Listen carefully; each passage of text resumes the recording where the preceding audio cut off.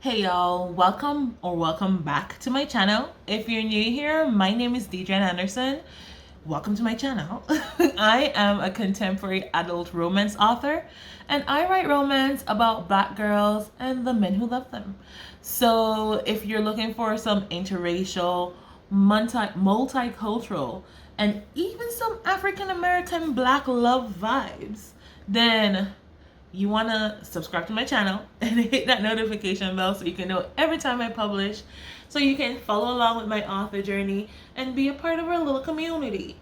All right, now also hit that like button so I know that you like this content and that you're supporting what I'm doing, because it really helps me out in the YouTube algorithms. All right, so with that out of the way, this is episode 6 of the Tropey Wednesday series. I went back there for a second, guys. You already know it's gonna be a mess. But it's episode 6 in the Tropey Wednesday series. So if you want to learn about some romance tropes, then stay tuned and we'll be right back.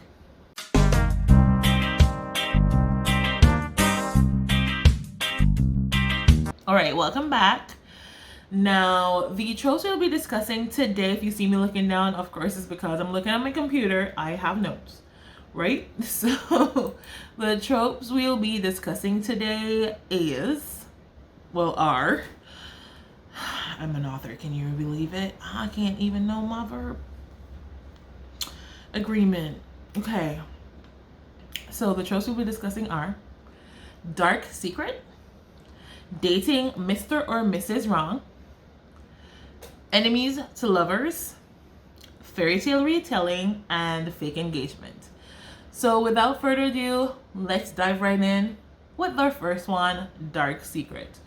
All right, this one is also a bit self-explanatory. So a dark secret is basically being strung along throughout your story, whether this is from your hero or heroine or something in their world.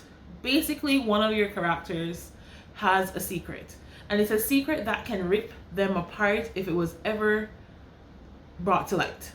All right, so they keep it a secret. Now, the trick here is to ensure that whatever that secret is has enough weight to justify it being kept a secret. If it's just something very simple that could be just brought up in a simple conversation that would not cause any conflict, would not cause any tension, then your readers will be pissed. So you want to really sit down and think about what this dark secret is. What is it that's really tearing them apart, right? Or what's them really that could tear them apart? Because this secret coming out is in fact what will eventually tear your couple apart, right? So I've seen this done where essentially the character that was keeping the secret finally decides to, hey, let's just tell them, right? But because of the weight of what that secret is, the character that was in the dark basically needs to take a beat, right? It's either because they feel that they were lied to, they were misled, or maybe the weight of the secret is just that big that they need to take a beat to think about, is this really worth it, right? I've seen it done in that way. I've also seen it done where the character keeping the secret did not come clean, and the character that was in the dark found out about the secret before the other character could come clean, and then that's what tears them apart. So you have multiple ways that you can approach this trope, but the key here is to ensure that regardless of what it is, the secret carries weight. So regardless of how you do it, the secret has enough weight to actually cause the tension, and this will build in internal conflict. This will cause tension because your character is going to be going through the whole plot of the story trying to keep this a secret, trying to ensure that the other character does not figure this out. So ensure that it has enough weight to push your story along. All right, now the second trope we'll be discussing is the dating Mr. or Mrs. Wrong. Now, again, self-explanatory. Your character starts the story thinking that they are in love. They are in the best relationship that they could ever end up in. When, of course, to the readers and to you as the author, we all can see that that ain't the right thing, right? That ain't right. Maybe the other character treats this character like shit. But because they're so Google-eyed, they're not seeing that they're not actually being treated the way they deserve to be treated, or they're just not actually, other character just doesn't see their worth, right? So your story starts in a whole progression of thinking that they're in their happy ever after, realizing slowly that this ain't it. This just ain't it, right? Maybe that character that they thought they were in love with does something. I don't really like the using cheating as a trope, but maybe they do. Maybe they end up cheating, or maybe they do something that's just foul, and it takes that one thing to show the character that, hey, this isn't it. Or maybe while they're trying to be faithful and loyal to that person that they think is the creme de la creme, they start finding that, hey, maybe they start seeing other people's relationships and realizing that, hey, this isn't how relationships are supposed to be. Maybe it takes another character. Maybe there is another character. All while this is going on, the actual love interest is in the picture somehow, and they treat them well, right? Not necessarily, because as I said, I don't really like when you use cheating as a trope in books, but it's done, right? But maybe that character that they're trying, and if you do decide, not saying that you can't, if you do decide to use the cheating trope, just make sure that you do it well. Make sure that it's stated explicitly in your blurb that there is cheating in there, because cheating does trigger some people, and there are some people that will not read your book if they know that there's cheating done in there. So be sure to tell the readers that up front, maybe add it in the bottom of the blurb, or maybe interweave it in the blurb so that they know what they're going in expecting. I've seen that a lot of people basically a lot of readers accept the fact that there's cheating more in the book if they know up front going in that there will be a cheating situation in the book, right? So if you decide to go that way, ensure that you make it clear, right? But another route you can decide to go is have the actual love interest in the person's life. Maybe they already treat the character with respect. They treat the character how they think they should be treated. They recognize the character's worth, and they show that to them every day subtly, right? Not that they're going out of their way to be with this person. They probably another good way will be have them respect the relationship that the character is in, even though they don't stand behind it, right? Maybe they recognize that, hey, that person just isn't it, right? But out of respect for the love interest, they step aside and they allow the love interest to go through their situation themselves, unless it becomes dangerous. If it becomes physical or it becomes dangerous to the love interest, then to the protagonist, then your love interest should step in, right? Because that could be how the character realizes that, hey, this is the person that actually I should be with, right? So there's a lot of ways you can play with this, but ensure that you make it clear that the first love interest is not the one, all right? He ain't it. He's actually Mr. or Mrs. Wrong. He or she or them, they're just actually the wrong person, right? So make it clear. Now, the third trope we'll be diving in is a popular one, and it probably doesn't need a lot of explanation. It's the enemies to lovers trope. Now, a lot of people that read romance and write romance love this trope. It's a lot of people's favorite tropes. I can't say it's my favorite trope actually, because I've seen it done far wrong, and I've seen it done really well. When it's done really well, it hits. But when it's not done so well, then it becomes a little bit lackluster, and you just feel like you wasted your time. So be careful how you approach this trope. If you're going to do enemies to lovers, you have to make it believable. The characters are starting out as enemies, right? Now, what I've seen a lot of people do is because they want to get it right, they water down the reason they're actually enemies, and readers don't really like that. So if you're going to go, we're not talking about dislike to lovers right now. To dislike somebody is ensure that your enemies are actually enemies, right? Give them a reason to pretty much hate each other at the beginning. Of course, don't go to, it has to be something they can be redeemed from, right? So again, as I said in the previous point, not a lot of readers like cheaters.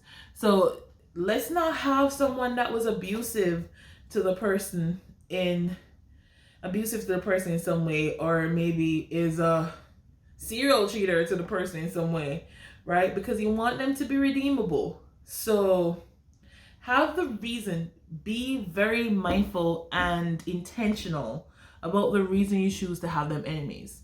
Maybe they're from opposing families. Maybe it's not really that she or he, or it's not really that your main character was the enemy of this person, but maybe their family as a whole, right?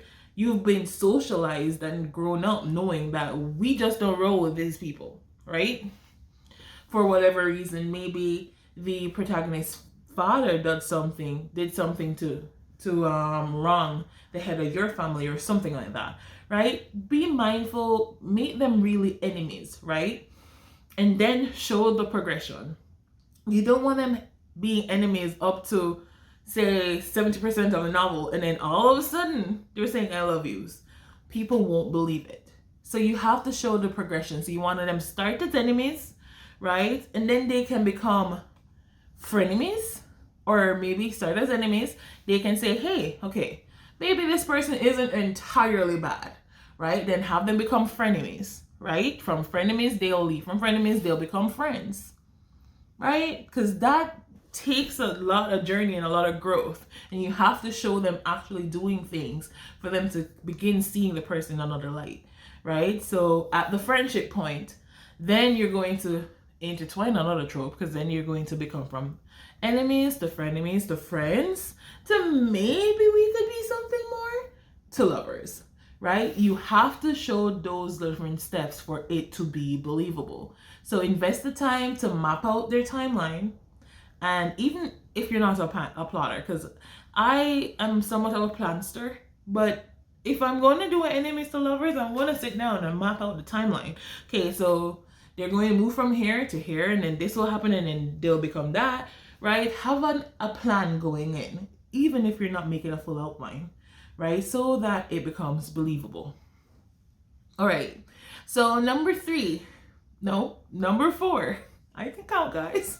Number 4 is Fairytale Retelling, right? So as the name suggests, this is where you take all the wonderful fairy tales we heard as a child, the Cinderella, the Beauty and the Beast, the Snow White, and you flip them on their head, right? Have fun with it. Say, what if? What if Cinderella didn't end up with a prince? What if Cinderella ended up with a duke that was somewhere down the street? And what if the prince was just terrible? Or what if Belle was the beast instead of the actual beast, right? Flip it. There are a bunch of ways that you can reimagine these fairy tales, and that's essentially what this trope is. So you take a well-known piece of literature. We're talking about fairy tales now, but you do have retellings. We'll talk about that further below, because you approach them differently, right? So these fairy tales are loved. You want to keep the pieces that everyone loves about them. Like, for example, you don't want to do Cinderella without having some form of ball or party.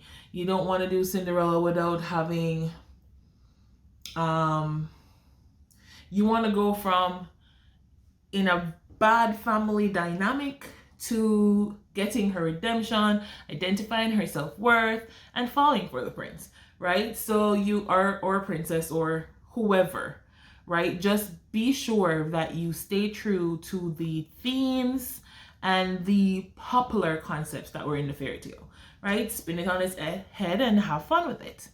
And the final thing we'll be discussing today, final trope we'll be talking about, is the fake engagement. All right, so much like the fake relationship trope that we've not discussed yet, but we will, right? This is, just as the name suggests, a fake engagement. You, for whatever reason, your main protagonist or one of your main characters, they need to convince someone that they engaged, right? So without going and actually getting engaged, because maybe they don't want to be married, maybe they don't want to be engaged, but in order to access whatever they need to access, or in order to convince whoever is, it's generally because somebody, they want to stick it to somebody, they want to receive something that's coming to them, depending on what tropes you put it together with. They want to prove somebody wrong, right? You can use it with a bunch of different tropes, but whatever their determining factor, the driving force behind them is, they need to convince someone that they engaged. So what are they going to do? They're going to fake it. And of course, they're going to end up faking it till they make it, because they're going to pretend to be engaged. And then by the end of it, they're going to actually end up really married and really in love with each other. So the trick here is to essentially, this is actually a spin-off of the fake relationship trope, right? But with higher stakes, because the end goal of this is marriage, right? Because they're engaged. They're not only in a relationship, they're engaged. So they have to prove and show to people that, hey, they've been together long enough to know each other. They have to come up with proposal stories. They have to basically be planning a wedding while knowing full well that they aren't really engaged, right? Families get involved, you know, fathers and mothers, their parents get involved because it's their wedding, right? So everyone wants to be a part of this. And the dark part of this type of trope tends to be when the secret is out the bag, right? Someone finds out or it blows up in their faces, right? This can be at the wedding or this can be before the wedding, but it blows up in their faces. And so out of embarrassment, they tend to drift apart. And then while they're apart, they realize that, hey, they actually didn't hate being engaged to that person and could see themselves living with this person for the rest of their lives. And so they end up getting married at the end of it and coming together for their happy ever after. All right. So those were the 5 tropes that we will be discussing today. Again, just to recap, they were dark secret, dating Mr. or Mrs. Wrong, enemies to lovers, fairytale retelling, and fake engagement. Now, if you have any further questions about any of these tropes, or think that I left out anything about these tropes, let's start a conversation in the comments below. Let me know if you like these tropes, if you use them, or if you have any questions, and we can talk about it. All right, go ahead and hit that subscribe button and ding that notification bell so you can be notified each time I publish. These Tropey Wednesdays videos will come out on a Wednesday at some point throughout the day, right? And I may pop on to let you know anything that's going on in my author career, anything that I think y'all need to know about, or anything major that has happened in the publishing industry, whether with me or with something else that I think that I should lend my voice to. All right, so hit that like button so I know you're supporting my journey. And until next time, be kind to everyone, approach every situation with love, and I'll see you on the flip side. Bye, guys.